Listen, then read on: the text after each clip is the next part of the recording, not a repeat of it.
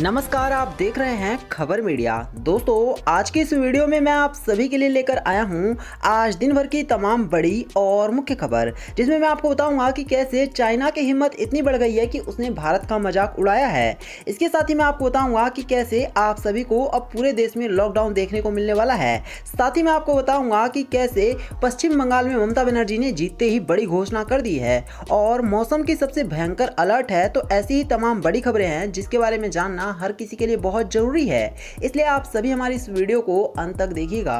साथ ही हमारी आपसे बस एक छोटी सी रिक्वेस्ट है कि आप इस वीडियो को लाइक करके और लोगों के साथ भी शेयर करना और हमारे चैनल को भी सब्सक्राइब करना। तो चलिए बात करते हैं सीधे पहली बड़ी खबर से। ममता बोली, नंदीग्राम में रिटर्निंग ऑफिसर रिकाउंटिंग की देता इजाजत तो खतरे में पड़ जाता उसका जीवन। जी हां, आपको बता दें कि सीएम ममता ने नंदीग्राम के नतीजे को लेकर गंभीर आरोप लगाया है। उन्होंने कहा, मुझे एक व्यक्ति का एसएमएस मिला जिसमें नंदीग्राम के रिटर्निंग ऑफिसर ने किसी को लिखा है कि अगर वह दोबारा अनुमति देता है तो उसका जीवन खतरे में पड़ जाएगा। 4 घंटे तक सर्वर डाउन रहा, राज्यपाल ने भी मुझे बधाई दी, अचानक सब कुछ बदल गया। तो आपको बता दें कि कहीं ना कहीं अभी भी देखने को मिल रहा है कि पश्चिम बंगाल में इलेक्शन जरूर खत्म हो गए हैं, लेकिन माहौल अभी भी पूरी तरह से राजनीति वाला बना हुआ है। चलिए बात करेंगे एक और बड़ी खबर की। तो जी हां, आपको बता दें कि सुशांत सिंह राजपूत केस में सबसे बड़ी खबर है। दोस्तों, आपको बता दें अभी सीबीआई ने एक बार फिर से रिया चक्रवर्ती के घर पर इंक्वायरी के लिए गए थे और वहां पर दोस्तों सीबीआई को कुछ ऐसे अहम सबूत मिले हैं जिसके बाद रिया चक्रवर्ती एक बार फिर से जेल के पीछे जा सकती है। जी हां, आपको बता दें कि लगातार सीबीआई रिया चक्रवर्ती के ऊपर नजरें गड़ाए हुए थी और तभी अचानक से सीबीआई को कुछ ऐसे क्लू मिले हैं जिसे देखने के बाद सीबीआई पूरी तरह से अब उनका जो शक है वो पूरी तरह से अब क्लियर हो चुका है और उनको पता चल चुका है कि रिया चक्रवर्ती एक बड़ी गेम खेल रही है। चलिए बात करेंगे अब हम एक और बड़ी खबर की। तो चाइना ने भारत का सोशल मीडिया पर उड़ाया मजाक, तीखे विरोध के बाद आनन फानन में डिलीट कर दी पोस्ट। जी हां, आपको बता दें कि भारत को लेकर चाइना की मानसिकता एक बार फिर से उजागर हो गई है। चीन की कम्युनिस्ट पार्टी ने वहां के सोशल मीडिया पर भारत में कोरोना की वजह से हो रही मौतों का भद्दा मजाक उड़ाया है। चीन की सत्तारूढ़ कम्युनिस्ट पार्टी के central political and legal affairs के अकाउंट से सोशल मीडिया पर एक पोस्ट डाली गई। ये पोस्ट चीनी social media micro blogging website पर डाली गई है। इसमें एक तरफ दिखाया जा रहा है कि चाइना आज अंतरिक्ष में पहुंच चुका है, वहीं दूसरी तरफ भारत में जो लाश जलती हैं उनको लेकर के दिखाया गया है, जिसके बाद पूरी तरह से लोग बौखला गए हैं और आनन फानन में चाइना को डर के मारे इस पोस्ट को डिलीट भी करना पड़ा। चलिए अब हम चलते हैं इसी के साथ एक और बड़ी खबर की तरफ। तो अप्रैल में गाड़ियों की बिक्री को तगड़ा झटका, मारुति से महिंद्रा एंड महिंद्रा तक सबकी परफॉर्मेंस हो गई खराब। दोस्तों, कोरोना संक्रमण ने अप्रैल में वाहनों की बिक्री को बड़ा झटका दिया है। लगभग सभी कंपनियों ने मार्च की तुलना में अप्रैल में गाड़ियों की बिक्री में गिरावट दर्ज होने की बात कही है। हालांकि इस अप्रैल में वाहनों की गिरावट की पिछले साल 2020 के अप्रैल में वाहनों की गिरावट से तुलना नहीं की जा सकती, क्योंकि उस वक्त पूरे देश में लॉकडाउन भी था। तो कहीं ना कहीं गाड़ी की कंपनियों को एक बड़ा नुकसान हुआ है।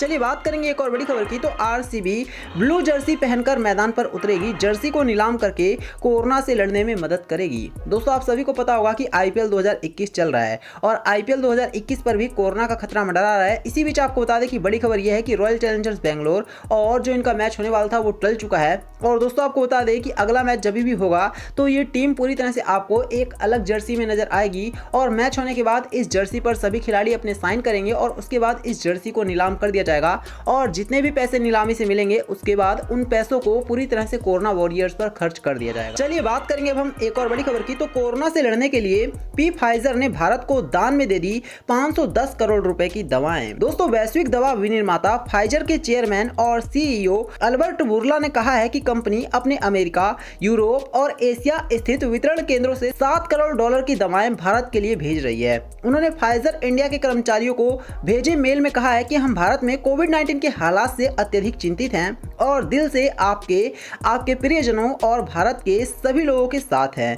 तो फाइजर ने कहीं ना कहीं दिखाया है कि वो पूरी तरह से इस मुश्किल वक्त में भारत के साथ खड़े हैं। अब देखना है कि भारत किस तरह से इसका रिप्लाई करता है। चलिए बात करेंगे एक और बड़ी खबर की। तो देश में दोबारा लग सकता है संपूर्ण लॉकडाउन, 3 मुद्दों पर सुप्रीम कोर्ट ने दी हैं हिदायतें। दोस्तों, लगातार कोरोना के बढ़ते मामलों को देखते हुए सुप्रीम कोर्ट भी अब कहीं ना कहीं डर चुका है और सुप्रीम कोर्ट बहुत जल्द पूरे देश में संपूर्ण लॉकडाउन की घोषणा कर सकता है। ऐसे में आपको बता दें कि सुप्रीम कोर्ट ने कहा है कि हमें 3 चीजों का ध्यान रखना चाहिए। सुप्रीम कोर्ट ने केंद्र और राज्य सरकारों को कोरोना को रोकने के लिए लॉकडाउन लगाने पर विचार करने के लिए कहा है। इसके साथ ही कोर्ट ने कहा है कि मरीजों का इलाज किया जाए। साथ ही उन्होंने कहा है कि सुप्रीम कोर्ट ने केंद्र सरकार को वैक्सीन पॉलिसी पर दोबारा से विचार करने के लिए भी कहा है। चलिए चलते हैं एक और बड़ी खबर की तरफ। तो जी हां, आपको बता दें कि लखनऊ में डॉक्टरों की बड़ी लापरवाही, अस्पताल प्रशासन ने जिंदा महिला को बता दिया मृत। दोस्तों, सबसे बड़ी खबर निकल कर आ रही है सीधे लखनऊ से। जी हां, आपको बता दें कि यहां पर अस्पतालों में एक ऐसी बड़ी लापरवाही देखने को मिली जिसके बाद हर कोई पूरी तरह से दहल गया। उत्तर प्रदेश की राजधानी से एक चौंकाने वाली घटना सामने आई है जिसमें एक 53 वर्षीय महिला को प्रतिष्ठित चिकित्सा संस्थान द्वारा मृत घोषित कर दिया गया था, लेकिन उसके शव को घर ले जाया गया तब पता चला कि उसे सांस लेने में तकलीफ हो रही थी। घटना रविवार को हुई जब डॉक्टरों ने समय से पहले उसे मृत घोषित कर दिया और लाइफ सपोर्ट सिस्टम हटा दिया गया। तो देखने के बाद पूरी तरह से घर वाले हड़कंप मच गया और वो लोग कह रहे हैं कि इस तरह की घटना बिल्कुल भी लाजमी नहीं है और ये बहुत ही ज्यादा गलत है और अस्पताल की सबसे बड़ी लापरवाही भी इसे माना जा सकता है। चलिए बात करेंगे एक और बड़ी खबर की। तो यूपी के गांव में कल से विशेष कोरोना स्क्रीनिंग अभियान, सीएम योगी ने दिए हैं खास निर्देश। दोस्तों, उत्तर प्रदेश के ग्रामीण क्षेत्रों में कोरोना के प्रसार को रोकने के लिए पंचायत चुनाव खत्म होते ही विशेष अभियान चलाया जाएगा। प्रदेश के सभी 97,000 राजस्व गाँव में कोविड-19 को लेकर विशेष अभियान 4 मई से चलाया जाएगा, जो अगले 4 दिनों तक चलेगा। प्रदेश में सभी ग्राम पंचायतों में टीम भेजकर प्रदेश व्यापी स्क्रीनिंग अभियान चलाया जाएगा, जिससे कोरोना वायरस को रोकने में काफी हद तक मदद मिलेगी और सीएम योगी की सरकार जो है वो कोरोना वायरस के खिलाफ पूरी तरह से डटी हुई है। चलिए अब हम चलते हैं इसी के साथ एक और बड़ी खबर की तरफ। तो कारोबारियों को सरकार ने दी है बड़ी राहत, जीएसटी रिटर्न देरी से फाइल करने पर भी अब नहीं लगेगा टैक्स। दोस्तों, आपको बता दें कि कोरोना महामारी के तेजी से बढ़ते संक्रमण को देखते हुए सरकार ने कारोबारियों के लिए जीएसटी कंप्लायंस को लेकर कई बदलाव किए हैं, जिससे कारोबारी टैक्स पेयर्स को रिटर्न दाखिल करने में आसानी होगी। उन कारोबारियों को सरकार ने बड़ी राहत दी है जिन्होंने मार्च अप्रैल 2021 का टैक्स रिटर्न फाइल नहीं किया है। उनको अब किसी तरह से लेट फीस नहीं देनी पड़ेगी, जो कि उन सभी के लिए एक बड़ी राहत है। चलिए चलेंगे एक और बड़ी खबर की तरफ। तो मौसम को लेकर सबसे भयंकर अलर्ट है। मौसम विभाग ने जारी किया येलो अलर्ट, इन राज्यों में होगी भयंकर बारिश। दोस्तों, आपको बता दें कि देश के कई हिस्सों में गर्मी से लोग परेशान हैं, तो कई जगहों पर बारिश ने भी मौसम को सुहाना बनाया हुआ है। इसी बीच आपको बता दें कि देश में पश्चिमी विक्षोभ का दबाव बढ़ने के कारण पूरे जम्मू कश्मीर में तापमान सामान्य से ऊपर चल रहा है। सोमवार को पीर पंचाल रेंज में बारिश के आसार थे। वहीं आपको बता दें कि आने वाले दिनों के लिए मौसम विभाग ने कहा है कि राजस्थान, इसके साथ साथ उत्तर प्रदेश के एरियाज में बारिश देखने को मिल सकती है।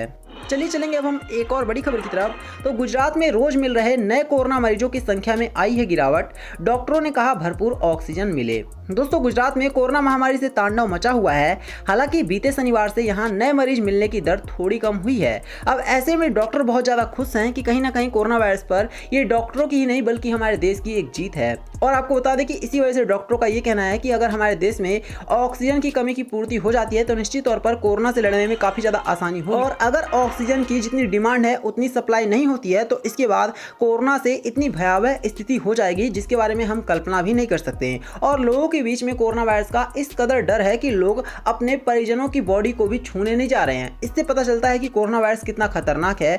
इसलिए आप सभी सेफ रहें, सतर्क रहें, सिक्योर रहें। तो यही था इस वीडियो में। मुझे उम्मीद है कि आपको ये सारी खबरें अच्छी लगी होंगी। वीडियो को लाइक करना, इसे और लोगों के साथ शेयर करना और हमारे चैनल को सब्सक्राइब भी करना। धन्यवाद।